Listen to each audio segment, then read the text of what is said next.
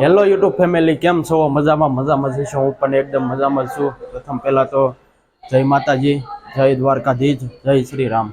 તો મિત્રો અત્યારે 9 વાગી ગયા છે અને આપણે નાઈન ધોઈને તૈયાર થઈ ગયા છે, ફ્રેશ થઈ ગયા છે, કપડાં બદલાવી લીધા અને મજા આવી ગઈ ડુંગરો ચડવાની.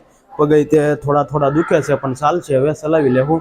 બાકી પગે તે ફૂલ ભરાઈ ગયેલા છે કેમ કે 9,999 પગથિયાં આપણે કમ્પ્લીટ કર્યા છે. એટલે પગ તો દુખે, થોડીક તકલીફ તો રહેવાની છે, પગમાં દુખાવો રહેવાનો છે, પણ વાંધો નહીં, હાલ છે. તો હવે આપણે જવાનું છે ઉપરકોટ કિલ્લે.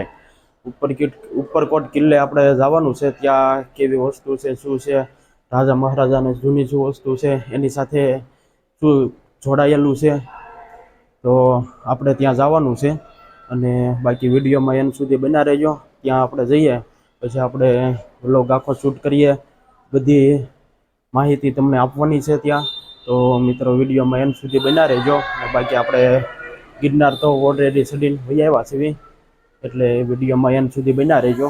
તો મિત્રો આપણે અત્યારે ફાઇનલી રૂમેથી નીકળી ગયા છીએ અને હવે આપણે જઈએ છીએ ઉપરકોટ કિલ્લે.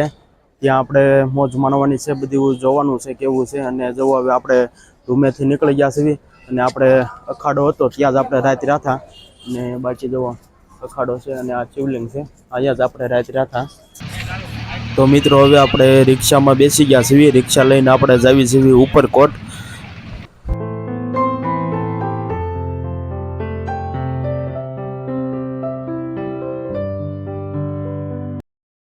મિત્રો આપણે ઉપરકોટ કિલ્લે પહોંચી ગયા છીએ અને હવે આપણે ટિકિટ લઈએ એટલે અંદર પ્રવેશ મળી જાય આપણને. બાકી જો આ ટિકિટની લાઈન છે, બહુ જ ગરદી છે,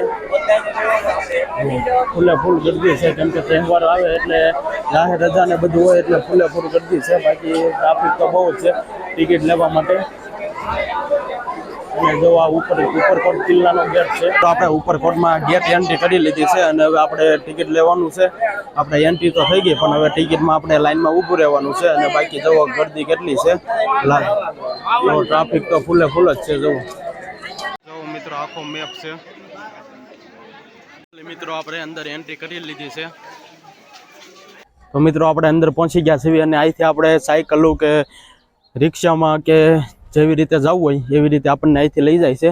અને જો અહીંથી રિક્ષા આપણે અહીંથી આપણે સાયકલ લઈ શકીએ છીએ. અને બાકી આ ઇલેક્ટ્રિક રિક્ષા છે. સાયકલને સવારી કરવાની છે એટલે આપણે પૂછવા જઈએ છીએ. 5 મિનિટના 50 રૂપિયા છે. જો આ રીતની સાયકલ છે, આવી રીતે.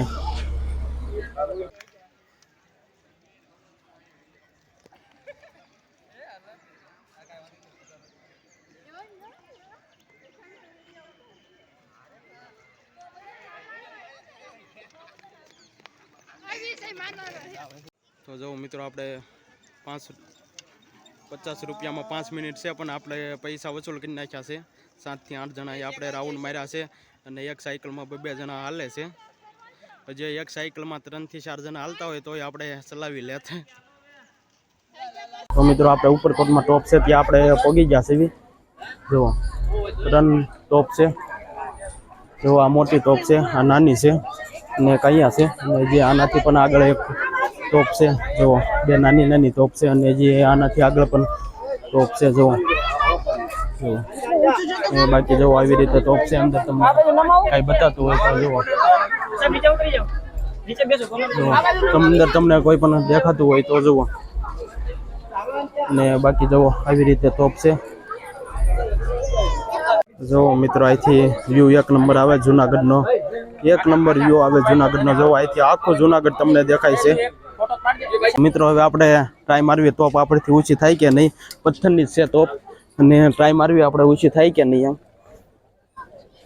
એમ મિત્રો ટોપ આપણાથી ઊંચી થતી નથી. અને આ ટોપ છે એ પથ્થરની છે અને ઓલી છે એ લોખંડની છે. અને બાકી નાના બાળકોની પણ અહીંયા ટોપ છે. મિત્રો આપણે અડીકડી વાવ જોવા પહોંચી ગયા છીએ અને હાલો તમને અડીકડી વાવના દર્શન કરાવું. તો જો મિત્રો આ અડી વાવ છે, તમે સાંભળ્યું છે, આ અડી વાવ છે અને કડી વાવ બાજુમાં છે. મિત્રો તમે અહીંયા જોવા આવો તો તમને ખબર પડે કે કેવો વ્યૂ આવે, કેવો નજારો છે. અને બાકી જો આપણે અડીકડી વાવ જોવા આવી ગયા છીએ અને જો અડીકડી વાવ છે. આ અડી વાવ છે અને કડી વાવ બાજુમાં છે. જુઓ કેટલી ઉપર છે અને જુઓ બધું કોટનની કામ ને બધું જુઓ તમે કેવું મસ્ત બનાવેલું છે. જુઓ કેટલું ઉપર છે અને જુઓ આ પાણી છે અંદર આવી ગયું, આપણે સાવ નીચે આવી ગયા છીએ અને આ પાણી છે જુઓ તમે જોઈ શકો છો. તો મિત્રો આ અડી કડી વાવ છે, આપણે સાવ નીચે આવી ગયા છીએ અને અત્યારે તો કચરો ને એવું ઘણું બધું છે, પણ પહેલા રાજા મહારાજા હતા ત્યારે આમાંથી બધા પાણી પીતા અને જવાની કોતરની ને બધું એક નંબર છે. મિત્રો આપણે અડી કડી વાવ જોઈને ઉપર આવતા જ છીએ અને હા સડી ગયો છે અને આપણા માયકમાં ચાર્જર ખાલી થઈ ગયું છે એટલે થોડું મેનેજમેન્ટ કરી રહેજો.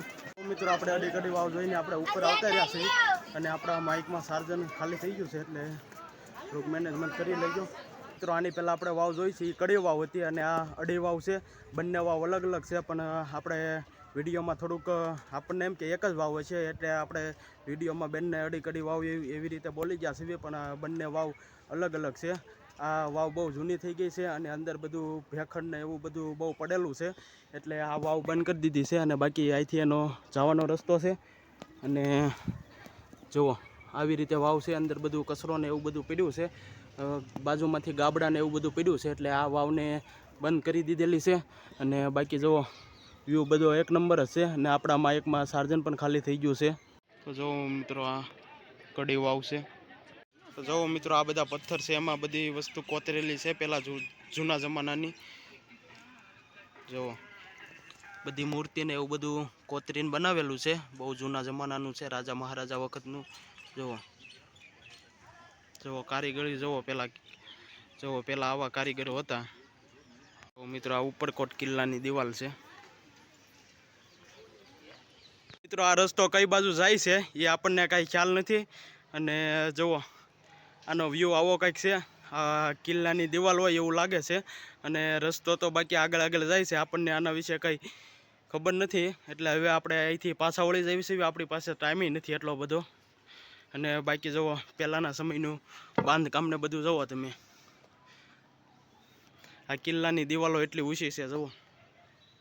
જુઓ મિત્રો આ બાજુ કેન્ટીન ને એવું બધું છે, તમારે નાસ્તા પાણી કે ચા પાણી કોઈ પણ વસ્તુ લેવું હોય તો અહીંયા કેન્ટીન ને એવું બધું અંદર જ છે. તો જુઓ મિત્રો આ નવગણ કૂવો છે, જો આનો વ્યૂ કંઈક આવો છે. હાલો મિત્રો હવે આપણે જઈએ છીએ નવગણ કૂવો જોવા માટે અંદર. જોવા આવી રીતે સીડી છે, જો આવી રીતે સીડી છે અને કહેવત છે કે નવગણ કૂવો જેને ન જોયો હોય એ જીવતા કૂવો એવી કંઈક કહેવત છે. અને બાકી જો આપણે નીચે જઈએ છીએ નવગણ કૂવો જોવા માટે. જો આવી રીતે છે અને હજી આની અંદર પણ હજી પગથિયા છે, ત્યાં હજી અંદર પણ જવાનું છે અને જુઓ એટલા અંદર આપણે આવતા રહ્યા છીએ. તો જો મિત્રો આપણે નવગણ કૂવામાં વચ્ચે સુધી અડધે સુધી પહોંચી ગયા છીએ અને જોવાનું કોતરની કામને બધું એક નંબર છે. જો આપણે અડધે સુધી પહોંચી ગયા છીએ અને બાકી જો બધું કોતરીને બનાવેલું છે અને સીડીને બધું છે. તો મિત્રો આપણે નવગણ કૂવામાં પહોંચી ગયા છીએ અને અહીંથી સીડીને બધું એક નંબર છે અને બાકી જો આ નવગણ કૂવો છે. આપણે બહુ નીચે નથી જતા કેમ કે નીચે જઈએ તોય આવું ને આવું જ છે.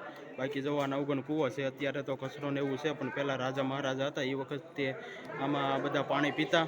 અને બાકી જો આ કૂવો આખો કોતરીને બનાવેલો છે, એક નંબર વ્યૂ આવે છે. જો મિત્રો અહીંથી તમે એન્ટર થાવ એટલે આ બાજુથી અંદર જવાય છે. જો આ સીડી છે, અહીંથી અંદર જવાય છે નવગણ કૂવો જોવા માટે. અને જો આ નવગણ કૂવો છે અને અહીંથી ઉપરથી વ્યૂ કંઈક આવો આવે છે નવગણ કૂવાનો. આપણે તો નીચે સુધી જઈ આવ્યા અને તેનો વ્યૂ પણ તમને બતાવ્યો છે. તો જુઓ મિત્રો આ અનાજના ભંડારો છે, કોઠાર. તો જુઓ મિત્રો આ અનાજના ભંડાર છે, કોઠાળ અનાજના ભંડારો છે, બધા કોઠાર જુઓ તમે જોઈ શકો છો, બધા ભંડાર છે. તો જુઓ મિત્રો આ કિલ્લો છે, ઉપરકોટમાં જ તે કિલ્લો છે. આ જુઓ તમે જોઈ શકો છો કેવો મસ્ત વ્યૂ છે અને આનું બાંધકામ જુઓ તમે. રાણક દેવીનો મહેલ છે, આખો રાણક દેવીનો મહેલ છે, જુઓ તમને બતાતું હોય છે.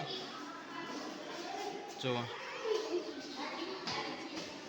તો જુઓ મિત્રો અહીંથી રાણક દેવીના મહેલમાં એન્ટ્રી કરવાની છે. તો જુઓ મિત્રો આ બધી જૂના જમાનાની વસ્તુ છે. અહીંયા તમને નહીં બતાતું હોય, કેમ કે અંધારું છે. લાઇટ પણ અમુક જગ્યાએ મૂકેલી છે. જુઓ આ બધી જૂના જમાનાની વસ્તુ છે. શું છે એ તો આપણને ખબર નથી, પણ જુઓ આવી બધી વસ્તુ છે જૂના જમાનાની. અને જુઓ ઓલી બાજુ પણ વસ્તુ છે બધી. જુઓ મિત્રો આપણે મહેલની ઉપર આવતા રહ્યા છે બીજા માળ ઉપર, અને રાણક દેવીનો મહેલ છે. જો આપણે બીજા માળ ઉપર આવતા રહ્યા છીએ. જો મિત્રો આખો રાણક દેવીનો મહેલ છે. મહેલ તો બહુ મોટો છે. જુઓ રાણક દેવીનો મહેલ છે આખો. જુઓ આપણે આખો મહેલ ફરીએ તો આપણે થાકી જઈએ એવો મહેલ છે. અને આપણે બીજા માળ ઉપર છીએ. જુઓ બધો કોતરની કામને બધું એક નંબર કરેલું છે.